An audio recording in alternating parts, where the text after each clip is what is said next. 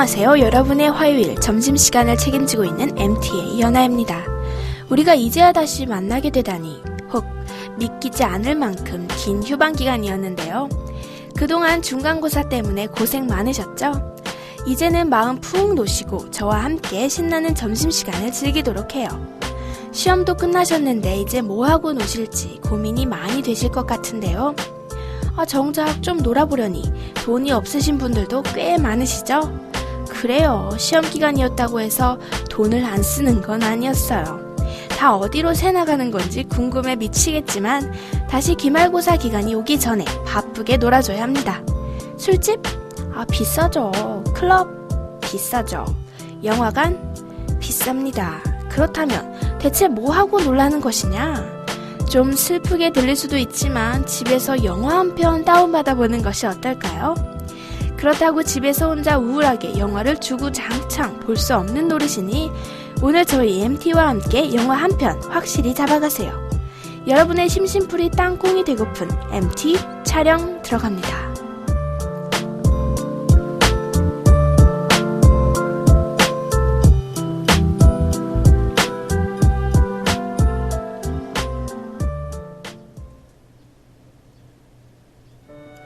오늘이 또 어버이날이잖아요. 다들 기억하고 계셨던 거죠? 괜히 편의점에서 카네이션 판매하고 있는 것이 아니에요. 그래서 오늘의 영화를 부모님의 사랑을 다룬 오글토글한 영화를 준비했느냐? 노노. 지금 듣고 계시는 MT는 그런 뻔한 진행의 방송이 아닙니다.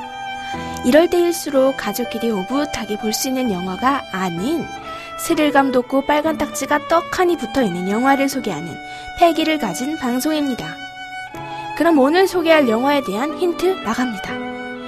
여러분, 단테이의 신곡이라고 들어보셨나요?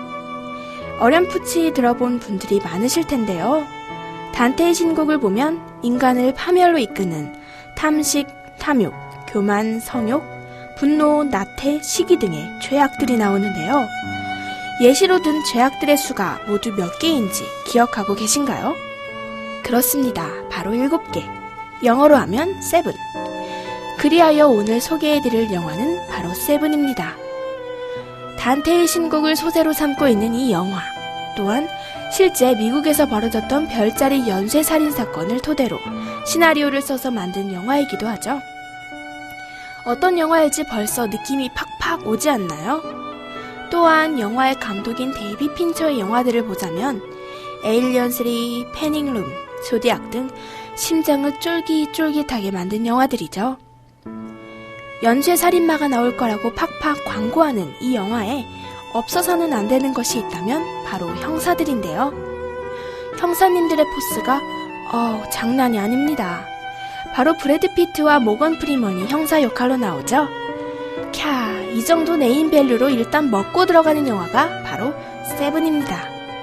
영화제에서도 수많은 상을 휩쓸기도 했죠.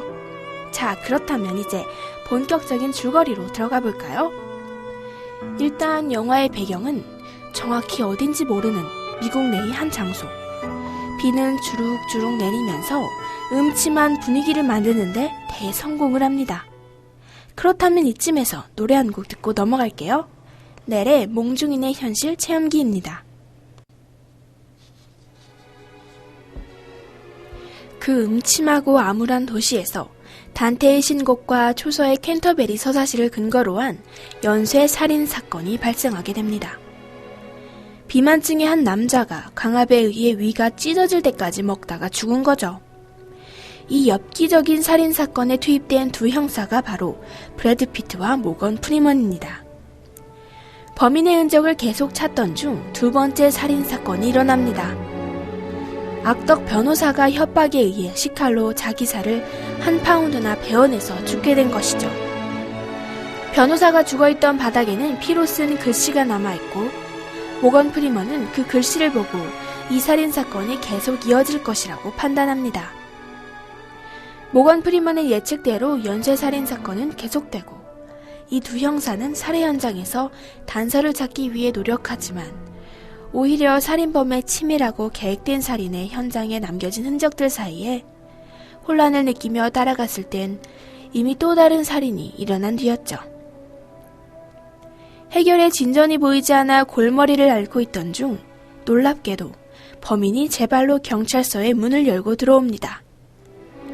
그리고는 자신이 살인을 저지른 범인이라고 자수를 하죠. 범인은 왜 갑자기 자수를 한 것일까요? 영화는 과연 어떻게 끝이 날까요? 영화의 극적 긴장감을 위해서 이 정도만 말하겠습니다. 스포일러는 나쁜 것이니까요. 그럼 노래 한 곡 듣고 올게요. M&A의 인터넷입니다. 세븐에서 가장 감명 깊은 장면은 어디냐 하면은 이 장면이 아닐까 싶네요. 브래드 피트랑 모건 프리먼은 같이 수사를 하지만 그 둘 사이는 좋지 못하고 어색한 분위기만 흐르고 있었는데요. 이때 브래드 피트의 아내가 모건 프리먼을 저녁 식사에 초대합니다. 오가는 대화 속에 싹트는 그들의 우정 같은 오글이 토리 돋는 말은 패스하겠습니다. 식사가 끝나고 소파에 앉은 그들은 사건에 대해 얘기하는데요. 이때 모건 프리먼의 대사입니다. 사람들은 모두 남의 일엔 무관심하잖나. 강간을 당할 때 도와달라고 울부짖을 게 아니라 불이야 라고 외쳐야 해. 도와달라는 소린 무시하고 불렀다는 소린 달려오니까. 영화 세븐의 감독인 데이비 핀처는 단테의 신곡에는 나오지 않은 8번째 죄를 보여주고 있죠. 바로 남에 대한 무관심입니다. 요즘 사회는 점점 경쟁을 부추기고 있습니다. 남을 넘어서야 내가 잘 되는 세상이 된 거죠. 모건 프리먼이 대사에서 나왔듯이 강간은 그저 남이 입는 피해가 된 것입니다. 무관심이 현대 사회의 가장 무서운 질병이 아닐까요? 나는 모른다가 아닌 나는 알고 싶지 않다. 이것이 바로 세븐에 나온 살인마가 전해주고 싶은 얘기입니다. 7개의 죄악을 단죄해 남은 한 가지 죄악만을 우리에게 남겨주었죠. 우리는 귀를 막고 눈을 감아야 떨어지지 않고 올라갈 수 있는 희망을 볼 수 있게 된 것일까요?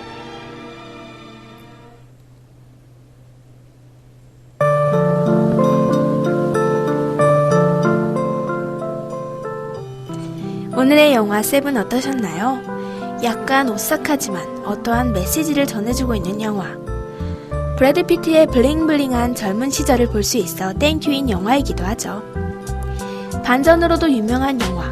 하지만 이 영화의 반전은 결말에만 있는 것이 아닙니다.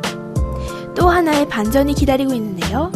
그것은 바로 영화의 제작 연도입니다. 세븐의 제작 연도는 1995년. 약 20년 전의 영화인데요. 그때부터 제기된 현재 사회의 문제점인 무관심. 20년이 흐른 지금은 그때보다 과연 나아졌을까요? 영화 엔딩에 나오는 모건 프리먼의 대사를 하나 더 소개하고 마칠게요. 해밍웨이가 말했죠. 세상은 아름답고 싸워볼 가치가 있다. 후자에 전적으로 동감하는 바입니다. 지금까지 제작의 김하늘, 기술의 김다은, 진행의 이연아였습니다.